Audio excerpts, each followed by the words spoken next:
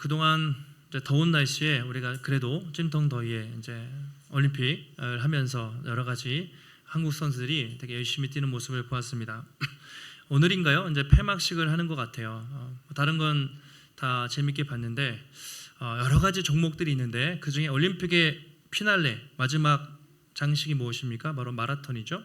마라톤은 42.195km라는 정말 긴 거리를 평지와 또 오르막과 내리막을 뛰는 아주 그런 장거리 경기입니다. 혹시 마라톤을 해보신 분 있나요? 아니면 하프 마라톤이라고 하죠. 절반 20km 아니면 뭐 5km 우리가 긴 거리를 뛴다는 게 참 쉽지 않습니다.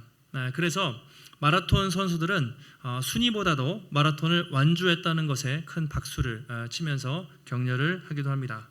그만큼 우리 인생살이가 이제 마라톤에 비유할 때가 많이 있습니다. 비슷하게 이제 우리가 바울이 항해하는 것을 보는데 우리 인생을 또 항해에 비유하죠. 처음에 항구에서 출발해서 목적지에 다다를 때까지 작은 파도도 만나고 큰 풍랑도 만나서 결국 목적지에 다다르는 것처럼 우리 인생도 그런 험난한 항해와 같다고 우리가 말을 합니다. 오늘은 바울이 기나긴 항해를 마치고 드디어 기다리던 로마에 입성을 하게 됩니다. 바울은 몇 개월간의 항해를 마치고 로마에 입성해서 거기 있었던 크리스찬 형제들을 만나서 교제를 하고 또 유대인들을 만나서 복음을 전하게 됩니다. 그동안 1년 동안 말씀을 나눴어요. 제가 보니까 작년 7월부터 했으니까 벌써 52주차 1년이 52주죠? 그러다 보니까 거의 1년이 지나갔는데 쭉 이렇게 보면서 여러분 어떠셨습니까? 지겨우셨습니까? 사도행전이 빨리 끝나야 되는데 저도 이렇게 길게 말씀을 쭉 설교한 적은 처음인데요. 하나님이 이 한 사람 한 사람을 통해서 그 복음을 땅끝까지 정말 전파하게 하시는 놀라운 은혜를 사도행전을 통해 볼 수가 있었습니다. 오늘 말씀을 통해서 하나님께서 바울을 어떻게 로마까지 인도하셔서 그가 복음을 전하는 사명을 완수하게 하셨는지 우리가 한번 살펴보시고 우리도 인생을 살면서 수많은 굴곡과 어려움을 겪을 때 어떻게 하나님을 신뢰하며 나아갈 수 있는가, 그리고 어떻게 우리에게 맡기신 사명과 또 직분을 감당할 수 있는지 오늘 말씀을 통해서 살펴보도록 하겠습니다. 바울이 그동안 유라굴로 광풍을 만나가지고 표류하다가 한 섬에 도착했는데 그 섬이 멜리데라는 섬이었습니다. 섬에 상륙하기 전에 막 그냥 앞에 모래톱인가요? 거기에 꽂히고 파도가 일면서 막 그냥 난리가 났어요. 그래가지고 군인들이 죄수들을 막 죽이려고 하는데 로마의 백부장이 바울을 살리기 위해서 죽이지 말라. 그래서 수영할 수 있는 사람들은 먼저 가라. 나머지는 널빤지를 붙잡고 막 섬에 상륙했는데 바로 그것이 멜리데라는 섬이었습니다. 아마도 늦가을쯤 됐던 것 같아요. 날씨가 상당히 쌀쌀해서 가자마자 섬 사람들이 수많은 사람들에게 뜨거운 불을 피면서 아마 모닥불 같은 걸 피면서 따뜻하게 대해줬던 것 같아요. 근데 나뭇가지에서 뭐가 튀어나왔습니까? 갑자기 독사가 나와가지고 바울을 꽉 물어버린 거죠. 그때 멜리데 사람들이 보고 이렇게 이야기했습니다. 저 사람은 분명히 살인자다. 바다에서는 살아나왔지만 정의의 신이 저를 가만히 놔두지 않았구나라고 그렇게 말합니다. 곧 있으면 죽을 줄 알고 있는데 바울이 그냥 독사를 탁 떨어버려요. 그리고 시간이 지나도 죽지도 않고 팅팅 붙지도 않고 아무 일도 일어나지 않았습니다. 그 사람들이 저 사람은 신의 아들이다 이렇게 이제 멜리데 사람들이 이야기를 하는 장면이 오늘 본문 앞에 있습니다. 예전에 바울이 바나바와 함께 첫 번째 1차 전도 여행을 할 때 루스드라라는 곳에 갔어요. 병자를 고쳤는데 갑자기 그들이 바울과 바나바에게 뭐라고 했습니까? 한 사람은 제우스, 한 사람은 헤르메스, 신으로 막 경배하려고 했어요. 옷을 찢으면서 우리는 신이 아니라 여러분과 같은 성정을 가진 사람입니다 라고 했던 그 말씀이 떠오릅니다. 어쨌든 여기서 3개월 동안이라는 시간을 머물러요. 276명이 구조가 됐죠. 그러니까 300명이 넘는 사람인데 하루 이틀도 아니고 3개월 동안 그러니까 극진하게 멜리데의 섬 사람들이 바울 일행들을 대접을 해 주었던 것입니다. 그렇게 석 달이 지난 후 다시 로마를 향해서 항해를 시작하는데요. 그 내용이 11절에 이렇게 나와 있습니다. 같이 한번 읽겠습니다. 석 달 후에 우리가 그 섬에서 겨울을 난 알렉산드리아 배를 타고 떠나니 그 배의 머리 장식은 디오스구로라. 자, 3개월이 지났어요. 왜 3개월을 머물렀을까? 당시에 거긴 지중해거든요. 지중해 지역은 겨울엔 날씨가 춥고 폭풍이 거세서 항해를 못했습니다. 그래서 겨울 3개월 동안 쉰 거예요. 그 학자들은 11월부터 11월, 12월, 1월까지 석 달 동안 쉬고 2월 초에 출항한 것으로 그렇게 보고 있습니다. 이제 겨울 지내고 출동을 한 거예요. 근데 그 배 이름은 알렉산드리아 배였고, 배 선두죠. 맨 앞에 디오스구로라는 장식이 있었다. 뭐 이렇게 재밌게 기록을 하고 있습니다. 이 사도행전에 누가가 기록했잖아요. 근데 이제 앞에 보면 어떤 모양들이 있는데, 디오스구로라는 것은 쌍둥이 아들이라는 뜻인데, 그 아들이 누구냐면 제우스 신의 두 아들, 형상이 아마 배 맨 앞에 있었던 것 같아요. 그러니까 이제 선원들 입장에서 그 당시 그들은 그리스 로마 신화를 믿었으니까 제우스의 두 아들이 우리를 지켜준다. 디오스구로 장식을 딱 머리에 놓고 이제 운행을 했던 것이죠. 그러니까 일종의 미신이죠. 그렇게 멜리데 섬을 출발을 합니다. 그리고 여기서부터는 정말 한 달도 안 되는 아주 짧은 시간에 로마까지 들어가요.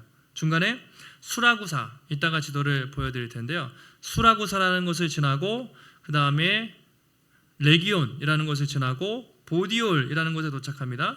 보디올은 로마에 있는 중앙의 반도 지역인데요.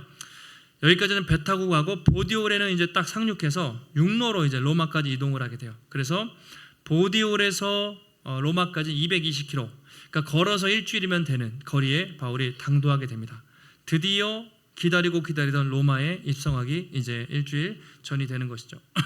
지도를 한번 보여주실까요? 지도를 보여주시면 몰타라는 것이 멜리데 섬입니다. 바울이 크레타 섬에서부터 막 가다가 광풍에 밀려서 몰타, 멜리데라는 섬에 있다가 석 달을 머물렀습니다. 그리고 출항을 해서 성경에는 12절에 시라쿠사, 지금 이탈리아 섬 아래에 있는 시칠리아 섬이죠. 그 시라쿠사를 지나서 레기온, 이탈리아 반도가 장화잖아요. 장화를 모양인데 그 끄트머리 있는 항구에 레기온에 도착해서 하루 있다가 보디올이 이제 중요합니다. 그 중간이죠. 보디올에 도착해서 여기서부터는 걸어서 이제 로마로 갑니다. 보디올에서 로마까지 220km, 일주일 거리고요. 중간에 아비오 광장, 아까 그리고 트레스 타베르네라는 중간에서 로마 교회 성도들을 만나게 되고, 결국 로마에 도착해서 복음을 전하는 그런 상황이 됩니다. 그래서 이 지도를 보시면 바울이 이제 로마에 거의 근접했구나라는 것을 알 수가 있습니다. 14절에 보시면 이렇게 돼 있어요. 거기서 형제들을 만나 일주일 동안 교제했다. 거기는 일단 보디올입니다. 아까 보디올에 딱 갔는데 형제들을 만났어요. 성경에서 형제들 하면 그리스도인들을 말합니다. 예수 믿는 크리스찬 형제들을 만나서 일주일 동안 바울이 기쁨의 교제를 나누었다라고 말하고 있습니다. 자, 그러면 바울은 분명히 로마에 처음 가는데 도대체 여기에 누가 복음을 전했을까요? 도대체 이 사람들은 어떻게 예수를 믿고 있었을까요? 기록에 의하면 일단 유대인들은 기원전 4세기, 주전 4세기에 이제 회당이라고 하죠. 디아스포라, 흩어져야 막 여기저기 흩어져 가지고 거하는데, 로마에 기원전 4세기부터 막 거주하기 시작했습니다. 그러다가 결정적으로 사도행전 2장에 보면 오순절 성령 강림 사건이 있죠. 사도들이 기도하다가 120명이 성령 충만을 받고 베드로가 설교해요. 그때 그 자리에 있던 사람들이 로마에서도 오고 갑바도기아, 에베소 수많은 지역에서 왔던 거예요. 베드로의 설교를 듣고 예수님을 영접한 사람들이 다시 고향으로 돌아갔겠죠. 돌아가서 그 지역에서 복음을 전해서 이미 바울이 갔을 때는 거기에 크리스찬, 예수 믿는 교회들이 생겨나 있었던 것이죠. 바울이 그렇게 기다리던 로마까지 왔는데 성도들을 만났어요. 얼마나 마음에 기쁨이 있었겠습니까? 그리고 로마의 백부장 율리오가 이제 시간을 좀 배려해 준 것 같아요. 일주일 동안 교제할 수 있는 시간을 줬습니다. 배에서부터 이미 바울에 대한 좀 존경심이 있었던 것 같아요. 그래서 백부장이 보디올에서 일주일 동안 바울이 크리스찬 형제들을 만나서 교제할 수 있는 시간을 줍니다. 그리고 다시 이제 로마를 향해서 걸어가기 시작했습니다. 가는 도중에 반가운 손님을 만나요. 15절에 이렇게 되어 있습니다. 그곳 형제들이 우리 소식을 듣고, 그곳 형제는 이제 아까 로마 교회 형제입니다. 보디올에서 로마가 220km라고 했죠. 로마 교회 형제들이 우리의 소식을 듣고 바울이 온다는 소식을 듣고 아비오 광장과 트레이스 타베르네까지 맞으러 오니 바울이 그들을 보고 하나님께 감사하고 담대한 마음을 얻었다라고 그렇게 말하고 있습니다.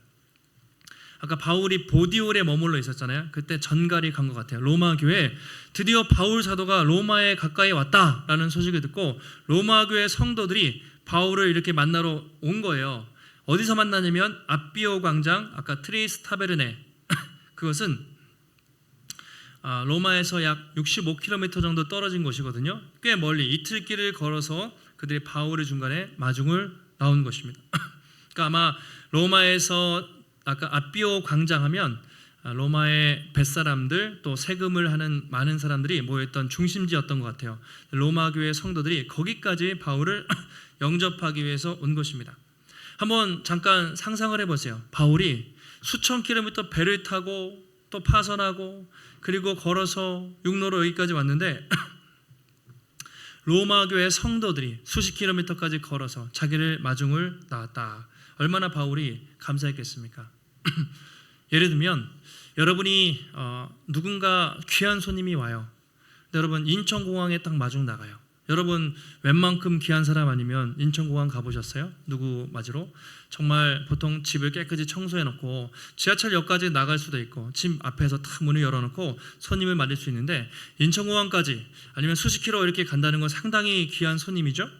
만약 여러분이 반대로 비행기 타고 해외 여행을 가거나 친척을 만나러 갔는데 공항까지 몇 시간 동안 수십 킬로미터 차를 몰고 공항까지 영접을 하러 와요. 그럼 참 마음에 감동이 있죠. 마찬가지로 바울이 로마를 향해 가는데 수십 킬로미터까지 그들이 걸어서 이 아비오 광장이라는 곳까지 나와서 바울을 맞게 된 거죠. 그 바울 입장에서 전혀 예상치 못한 이 로마 성도들을 만났을 때 그 마음에 얼마나 기쁨이 있었을까 우리가 생각해 볼 수가 있습니다. 근데 바울이 걷고 있는 길이 어떤 길이냐면요, 아비오, 이 로마가 식민지를 통치하기 위해서 만들어 놓은 바로 그 길이었어요. 당시에 모든 길은 로마로 통한다 이런 얘기가 있었죠. 로마 사람들은 식민지를 정복하면 무조건 도로를 닦아서 전 세계로 갈 수 있는 도로를 만들었는데 지금 이 길은 로마의 군인들이 전쟁에서 승리하고 돌아올 때 그걸 우리가 개선장군이라 말하죠. 개선문이 있는 그런 길이었습니다. 그러니까 바울은 지금 로마의 개선장군은 아니에요. 그러나 이렇게 그 길을 걷고 있습니다. 근데 지금 바울의 모습은 어떤 모습이냐면 쇠사슬에 매여 있는 죄수의 신분이에요. 그러니까 인간적으로 볼 때 얼마나 초라해 보였겠습니까? 개선장군이 여러분 딱 갈 때 어떤 모습입니까? 영화를 보시면 머리에는 월계관을 씌우고 빨간 또는 금색 망토를 입고 그 다음에 금 마차에 수많은 사람들이 환호하는 바로 그 길을 바울이 걷고 있습니다. 근데 바울은 그런 화려한 장군의 모습이 아니라 초라한 쇠사슬에 매인 죄수의 신분으로 그 길을 걷고 있었던 것이죠. 아마도 바울의 마음 속에는 그도 인간인지라 내가 이렇게 쇠사슬에 묶여가지고 로마까지 와야 되나라는 그런 생각이 있었던 것 같아요. 그래서 참 마음이 어려웠을 수 있는데 하나님이 로마 교회 성도들을 딱 파송시켜 준 거예요. 그래가지고 바울을 위로해 준 것입니다. 바울은 그 로마 교회 성도를 보면서 하나님이 나와 함께 하시는구나, 마치 로마 교회 성도들이 나를 환영하는 환영식으로 생각을 했던 것 같아요. 그래서 인간적으로는 초라해 보이지만 이 길을 기쁨으로 걷고 있는 것이죠. 로마의 개선장군은 아니지만 하나님의 복음을 가진 하나님 나라의 예수 그리스도의 개선장군으로 쇠사슬에 매였지만 담대하게 이 길을 걷고 있는 바울의 모습을 한번 상상해 보시면 좋겠습니다. 자, 그럼 질문은 도대체 로마 교회 성도들은 어떻게 바울을 이렇게 영접하러 왔을까요? 바울은 분명히 로마에 처음 방문해요. 둘이 만난 적은 없습니다. 그런데 이미 교제한 적이 있습니다. 그것은 언제냐면 바울이 전도행 3차 전도행을 하다가 고린도라는 곳에서 편지를 쓰는데 그것이 바로 로마서입니다. 로마서 아시죠? 바울이 로마 교회 성도들에게 보내는 편지를 3년 전에 썼던 거예요. 그래서 바울이 그 내용 중에 내가 로마에 빨리 가서 여러분들을 만나고 싶은데 계속 길이 막혀서 못 가고 있습니다. 내가 언젠가 기회가 되면 빨리 로마에 가서 여러분들을 만나고 싶습니다라는 편지를 이미 3년 전에 로마서를 통해서 로마 교회 성도들에게 보냈던 것이죠. 그러니까 로마 교회 성도들은 이미 로마서를 통해서 편지잖아요. 그 로마서를 통해서 바울이 어떤 사람인지 또 바울이 쓴 복음을 이미 다 알고 있었던 거예요. 그 로마서를 쓴 위대한 사도가 로마까지 왔다는 소식을 듣고 그들은 너무 기뻐서 사람들을 파송해서 수십 킬로미터 바울을 환송하게 된 거죠. 아마도 서로가 형제는 아니지만 이영만리 타국에서 정말 마치 가족이 만난 것처럼 얼싸안고 울지 않았을까. 피 한 방울 섞이지 않았지만 예수 그리스도를 믿는다는 것 하나만으로 거기서 함께 모여서 그들이 로마를 향해 가는 것입니다. 그래서 아까 성경에도 그들을 만나서 하나님께 감사하고 담대함을 얻었다. 하나님 감사합니다. 그리고 담대한 마음을 얻고 로마로 바울이 가게 된 것이죠. 아마 그동안 바울이 여기까지 왔던 장면을 한번 떠올려 보십시오. 바울이 얼마나 로마에 오고 싶었습니까? 바울의 마음은 어쩌면 예루살렘을 지나서 아시아를 지나서 항상 로마에 있었던 것 같아요. 세상의 중심 로마에서 복음을 전하기 원했는데 항상 길이 막혔던 거예요. 근데 이제야 오게 됐습니다. 근데 어떤 모습으로 오게 됐습니까? 쇠사슬에 묶여서 오게 된 거예요. 이게 참 바울이 생각해도 희한한 겁니다. 내가 그렇게 빨리 복음을 전하기 위해서 오고 싶었는데 계속 길이 막히다가 이제 왔는데 쇠사슬에 묶인 죄인의 신분으로 바울이 오게 된 것이죠. 전혀 바울이 한 번도 상상하지 못했던, 생각하지 못했던 방식으로 오게 된 것이죠. 예루살렘에서 체포돼서 죽일 뻔한 일을 당하고 그리고 가이사랴에서 수많은 재판을 받았잖아요. 무죄인데 계속해서 배를 타게 되고 배를 타고 오면서 몇 번이나 죽을 고비를 넘기고 또 군인들이 죄수를 죽이려고 했는데 또 하나님 은혜 가운데 살리심을 받고 또 독사의 손에 물렸지만 하나님이 살려주셔서 여기까지 로마에 오게 된 것이죠. 이 모든 것이 하나님의 은혜라고 밖에는 바울이 생각할 수가 없었을 것입니다. 이렇게 하나님은 바울이 당신의 백성이 그 사명을 완수하는 데 있어서 그 악한 사단의 수많은 공격들을 물리치고 끝까지 인도하시는 신실하신 하나님이라는 것을 우리가 확인할 수가 있습니다. 성경을 보면요, 성경은 끊임없이 사단이 공격해요. 하나님의 백성들, 하나님의 사람들 끊임없이 교회를 무너뜨리려고 사단은 공격을 합니다. 자, 구약 성경을 보실까요? 출애굽기에 바로라는 왕을 통해서 하나님이 애굽의 왕을 통해서 바로 왕이 계속 이스라엘 백성들을 죽이려고 공격하죠. 그때 하나님이 그들을 막으시고 홍해를 건너게 하십니다. 가나안 땅에 가서도 수많은 가나안 족속들이 이스라엘 백성들을 무너뜨리려고 그렇게 하는데 하나님이 지켜주시고, 포로기 시대를 보세요. 수많은 왕들이 이스라엘 백성들을 죽이려 합니다. 특히 에스더서에 보면 하만이라는 사람이 있어요. 유대인들을 다 죽이려고 말살하는데 하나님이 지켜주십니다. 신약 시대 예수님이 태어날 때 헤롯 왕이 3세 이하를 다 죽이려고 했어요. 아기 예수를 죽이려고 했지만 하나님이 또 지켜주시고, 교회가 생겼습니다. 유대의 지도자들과 로마 지도자들이 계속 교회를 무너뜨리고 했지만 그때마다 하나님은 또 교회를 지켜주셨습니다. 그러니까 끊임없이 사단은 계속 교회를 무너뜨리고 하나님의 백성들을 넘어뜨리고 하나님의 나라를 짓밟으려고 공격하지만 하나님이 당신의 백성들을, 당신의 교회를 지켜주시는 것이 바로 성경의 스토리, 성경의 이야기라고 할 수가 있습니다. 여러분, 우리도 그렇죠. 살다 보면 내가 미처 생각하지 못했던, 계획하지 않은 그 길을 가게 하실 때가 있습니다. 우리는 최대한 어떤 목표가 있으면 빨리 이루고 싶어요. 빨리 응답받고 싶은데 하나님 왜 그렇게 오래 걸리게 하시는지, 중간에 풍랑도 만나고 생각하지 못한 일을 경험하고 멜리드 섬에 가는 것처럼 뭔가 어떤 사건, 사고에 휘말릴 때도 있습니다. 때로는 예상치 못한 실패 때문에 낭망할 때도 있습니다. 그럼에도 불구하고 결국은 하나님이 끝까지 우리를 인도해 가시는 것이죠. 무례한 기독교라는 책 제목을 쓴 리차드 마우라는 목사님이자 교수님이신데요. 하나님은 느림보 하나님이다, 이런 표현을 그 책에서 한 적이 있어요. 하나님은 너무 느리다. 왜 그런 표현을 쓰냐면, 우리가 볼 때 때로 하나님이 왜 이렇게 답답한지, 하나님이 일하시지 않는 것 같이 느껴질 때가 많이 있다는 겁니다. 여러분도 그런 생각하실 때 있죠. 어떤 일이 있어요. 어떤 기도 제목이 있어요.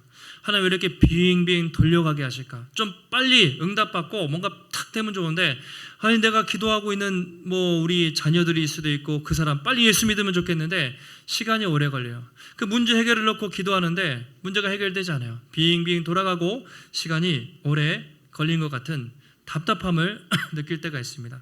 하나님 참 느려 보여요. 바울도 로마 갈 때 여러분 그냥 쭉 한 번에 로마까지 빨리 가게 하시면 좋은데 이렇게 돌고 돌다가 로마까지 갔죠. 이스라엘 백성들이 애굽을 탈출해서 가나안 땅에 한 번에 딱 가면 좋은데 광야에서 40년 동안 방황했죠. 하나님은 어쨌든 느릿느릿 참 많이 우리를 훈련시키는 것 같습니다. 우리는 빨리 응답받고 빨리 목적지에 도달하고 싶어요. 그런데 하나님은 그렇게 일하지 않을 때가 많이 있습니다. 하나님은 느림보 하나님이신가요? 정말? 그것이 아니라 하나님은 느려 보여도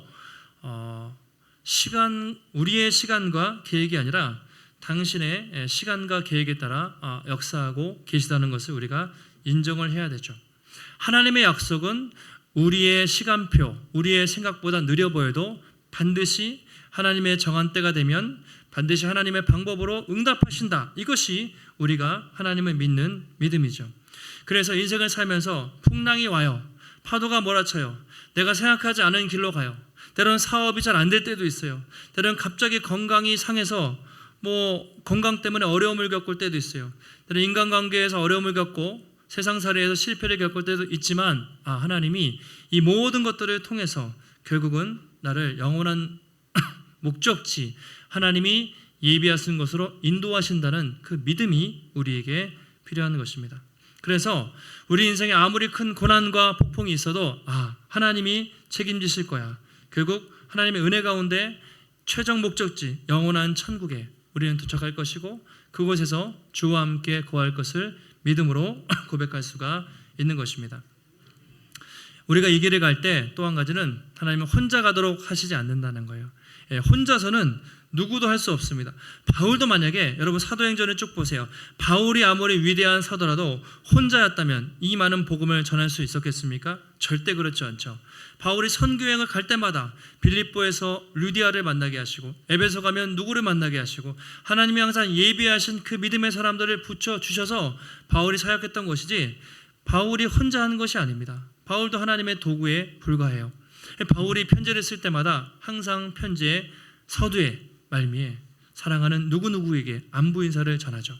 로마서를 보면 로마서 16장에 보면 그 긴 한 장 동안에 수많은 자기를 도왔던 믿음의 사람들에 대한 동역자들에 대한 이야기를 바울이 많이 하고 있습니다. 우리도 마찬가지죠. 우리도 신앙생활 하다가 길을 잃을 때가 있어요. 앞길이 안 보일 때가 있어요. 낙심할 때가 있어요.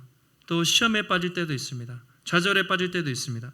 그럼에도 불구하고 우리가 이 길을 끝까지 갈 수 있는 이유는 우리에게 허락하신 믿음의 지체들이 있기 때문에, 동역자들이 있기 때문이죠. 하나님이 붙여주신 교회 성도들과 특별히 사랑방에 우리에 붙여주신 지체들 얼마나 귀하고 또 소중한지 모르겠습니다. 그래서 우리가 함께 그때 지난주 한 배를 탔다고 했는데 한 배를 타게 하신 믿음의 공동체 지체들을 우리가 사랑으로 섬기면서 함께 가는 것이 또 중요하다고 할 수가 있습니다. 바울이 그렇게 우여곡절 끝에 로마에 도착했습니다. 자, 로마에 도착해서 이제 사람들을 만나는데요.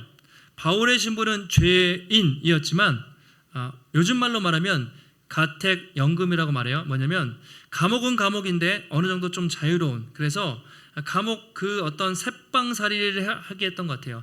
새 집을 구해주고 거기서 바울이 나가지는 못하지만 오는 사람들을 초청해서 대화할 수 있을 정도로는 배려를 해주었던 것 같습니다. 그래서 가장 먼저 누구를 만나냐면 유대인 지도자들을 바울이 초청을 해요.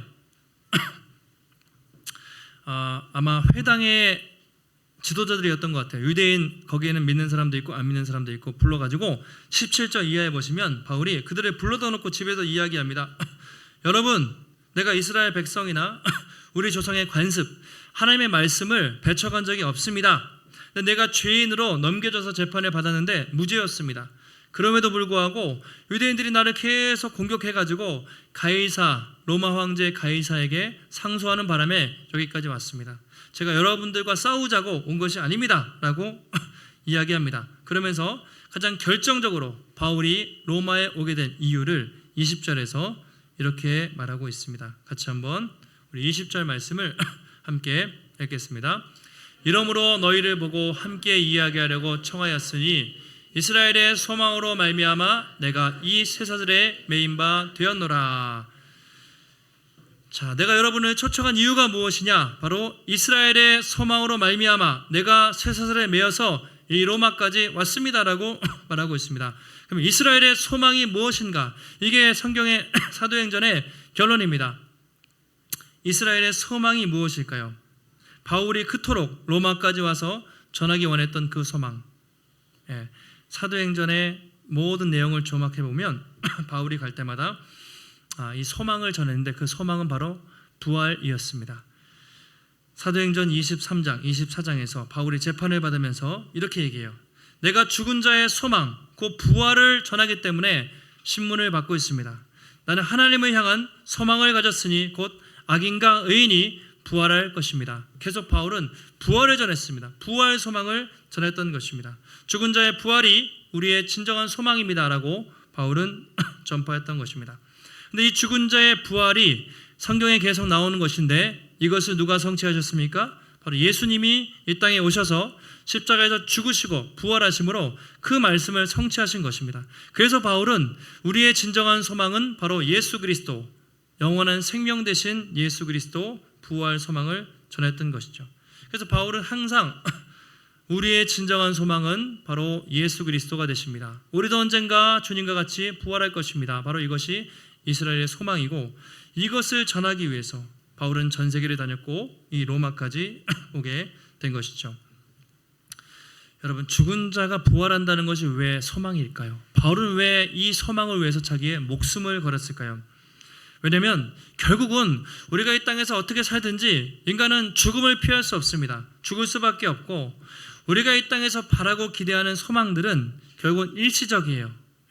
잠깐의 소망은 될 수 있지만 일시적이고 신기루와 같은 그런 소망이기 때문입니다. 사람들은 누구나 예수를 믿든지 안 믿든지 자기가 바라고 소망하는 것을 위해서 인생을 바치죠. 돈이 목표인 사람은 돈을 소망하는 사람은 돈을 위해서, 성공을 위해서, 명예를 위해서, 평안한 삶을 위해서 각자 자기가 소망하고 바라는 것을 위해서 사람들은 살아갑니다. 올림픽 참가한 선수의 목표는 올림픽 금메달이겠죠. 그들이 금메달을 따기 위해서 얼마나 피나는 노력을 합니까?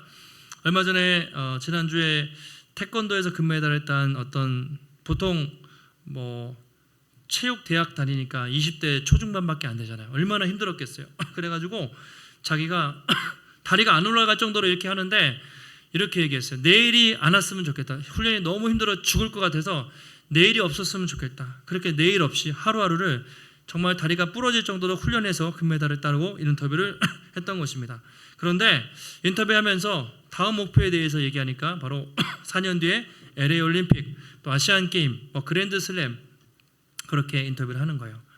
야, 우리는 금메달 하나만 따도 좋을 것 같은데 여러분, 그 금메달이 인간에게 완전한 만족을 주지 못하는 것이죠. 직장 다니는 사람들은 직장에서 좀 성공하고 인정받고 높은 자리에 가는 것이 소망이겠죠. 사업을 하시는 분들은 사업이 좀 잘 되고 성공해서 사업을 더 확장하고 돈을 많이 버는 것이 소망이겠죠.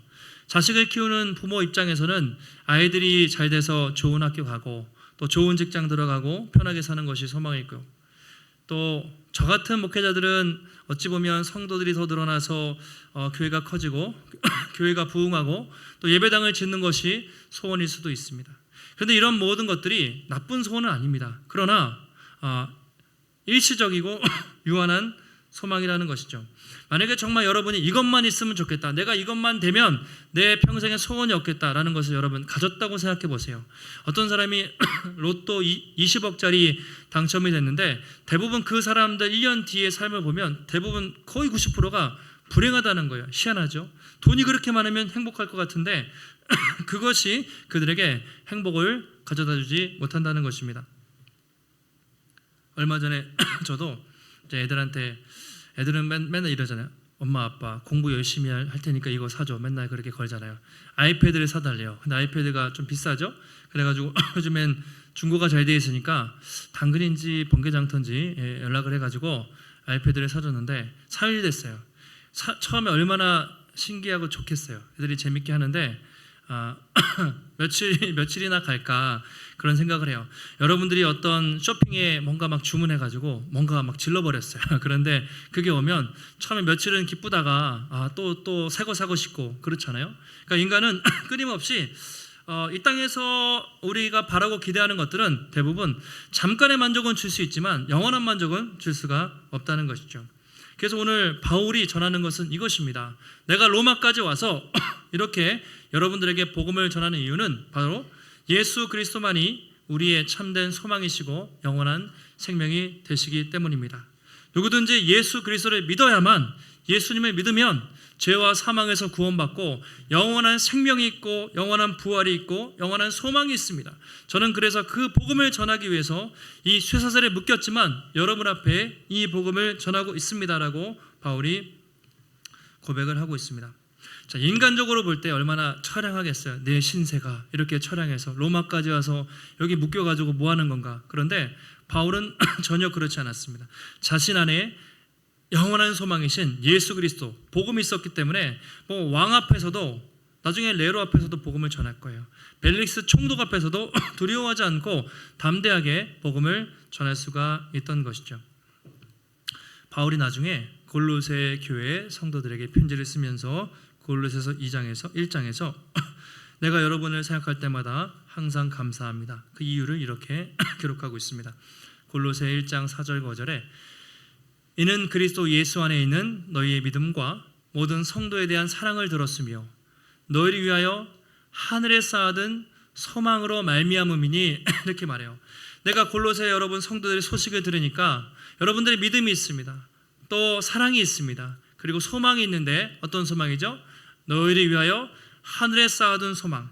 이 땅에 쌓아둔 소망이 아니라 하늘에 쌓아둔 그 소망, 곧 너희가 전에 복음 진리의 말씀을 들은 것이라. 그러니까 이 땅에 쌓아둔 소망은 다 일시적이고 지나가는 소망이라는 거예요. 하늘에 쌓아둔 그 소망이 진정 영원한 소망이라고 바울이 또 말하고 있습니다. 고린도후서 5장 1절에서도 고린도 교회 성도들에게 편지 쓰면서 이렇게 이야기합니다. 같이 한번 마지막으로 읽겠습니다. 만일 땅에 있는 우리의 장막집이 무너지면 하나님께서 지으신 집, 곧 손으로 지은 것이 아니요 하늘에 있는 영원한 집이 우리에게 있는 줄 아느니라. 아멘. 땅에 있는 장막집, 세상 사람들은 땅에 있는 장막집, 영어로 텐트라고 되어 있는데요. 텐트는 잠깐 쳤다가 하는 거잖아요. 우리가 말하는 이 땅의 이 세상의 아파트, 여러분의 화려한 좋은 자동차, 우리가 말하는 부귀 영화 성공 모든 것들이 땅에 있는 장막집이라는 거예요. 다시 말하면 시간이 지나면 썩어지고 없어질 장막집이라는 것이죠. 우리는 무엇을 바라고 소망합니까? 하나님이 지으신 집, 즉 사람이 손으로 지은 것이 아니라 하늘에 있는 영원한 집, 그것을 바라며 사는 것이 성도라고 말하고 있습니다. 우리는 그래서 집착하지 않아요. 이 땅에서 소망, 이 땅에서의 어떤 바라고 기대하는 것도 중요하지만 최종 우리의 소망은 하늘에 있기 때문에 하늘에 있는 영원하고 아름답고 변함없는 그 천국집이 우리에게 예비되어 있음을 믿고 그날을 소망하며 살아가는 것입니다. 그래서 우리의 소망은 여러분 죽은 소망이 아니라 살아있는 소망이고 우리의 소망은 일시적인 소망이 아니라 영원히 변하지 않는 생명의 소망인 줄 믿습니다. 바울이 그 소망을 계속해서 전파하고 있습니다. 그리고 주님은 이 소망의 복음을 또 주님을 알지 못하는 다른 사람들에게 전하기 원하세요. 우리가 여러분 불신자들을 위해서 기도하고 초청하는 것이 여러분 영업사원이 아니죠. 저도 영업사원 대표가 아닌 거예요. 제가 이름을 적고 어떻게든 한번 교회 나와서 하게 해야지 이런 심정으로 하는 것이 아니라 여러분 전도를 많이 한다고 구원을 받나요? 전혀 그렇지 않습니다. 예수님을 믿으면 구원받습니다. 그러면 우리는 왜 복음을 전합니까? 저들은 썩어질 소망을 향해서 달려가고 있기 때문이에요. 한때는 우리도 그렇게 살았어요. 그게 진짜인 줄 알고 그렇게 살았는데 살고 보니 우리는 진짜를 발견한 것이고 저들은 아직도 가짜, 썩어질 그 소망을 향해 달려가고 있기 때문에 그렇게 살아는 진짜 소망이 없습니다. 우리가 그것을 그들에게 전하기 위해서 그들을 위해 기도하고 복음을 전하고 있는 것입니다. 한 주간 우리가 살아가실 때 우리의 참되고 영원하고 변함없는 소망이신 예수 그리스도를 여러분 굳게 붙잡으시고 날마다 주님을 바라보고 또 주님과 동행하시고 변하지 않는 참 소망이신 예수 그리스도 그 생명의 복음을 또 아름답게 또 증거하며 살아가시는 귀한 성도님들이 되시기를 예수님의 이름으로 축원합니다. 하나님, 오늘도 우리에게 거룩한 주일 허락하여 주시고 주의 전에 나와서 하나님의 귀한 말씀 듣게 하시니 감사를 드립니다. 바울이 참 로마에 가서 복음 전하기 원했는데 그렇게 힘들고 어려운 시간을 돌고 돌아 드디어 로마에 갔습니다. 그것도 쇠사슬에 묶인 죄인의 신분으로 갔지만 그는 전혀 위축되지 않고 생명의 주님이 함께 하신다는 확신과 또 로마 교회 믿음의 동역자들의 힘을 얻어서 담대하게 예수 그리스도의 생명의 복음을 증거하는 것을 보았습니다. 우리도 이 땅을 살아가면서 원치 않는 길을 갈 때가 있고 때로는 하나님이 너무 느린 것 같고 하나님이 내 기도에 응답하지 않는 것 같이 느껴질 때도 있지만 하나님 분명히 하나님의 계획과 시간표대로 이루어 가시고 더딜지라도 반드시 약속을 이루시고 우리를 인도하시는 분인 줄 믿고 담대하게 그 영원한 천국에 이르는 그날까지 주님만 바라보며 믿음의 길을 걸어가게 하여 주시옵소서. 세상 사람들은 지금도 헛된 소망, 썩어질 소망을 향해 달려가지만 우리는 썩지 않을 영원한 소망을 향해 달려가고 있습니다. 날마다 그 소망을 붙잡고 또 그 생명의 주님을 아직도 예수를 모르는 사람들에게 흘려보낼 수 있는 귀한 주님의 복음 전도자들이 될 수 있도록 하나님 붙잡아 주시옵소서. 오늘도 주님 앞에 나올 때 우리 마음과 정성을 다해 귀한 예물 드렸습니다. 하나님 드려진 손길마다 축복하여 주시고 우리의 모든 형편과 처지를 아시는 주님, 우리가 이 땅을 살아갈 때 늘 부족함 없이 하나님 채우시고 공급하시며 또한 베푸는 삶을 살아갈 수 있도록 하나님 인도하여 주시옵소서. 한 주간도 승리케 하시기를 간구하오며 존귀하신 예수님의 이름으로 기도하옵나이다. 아멘.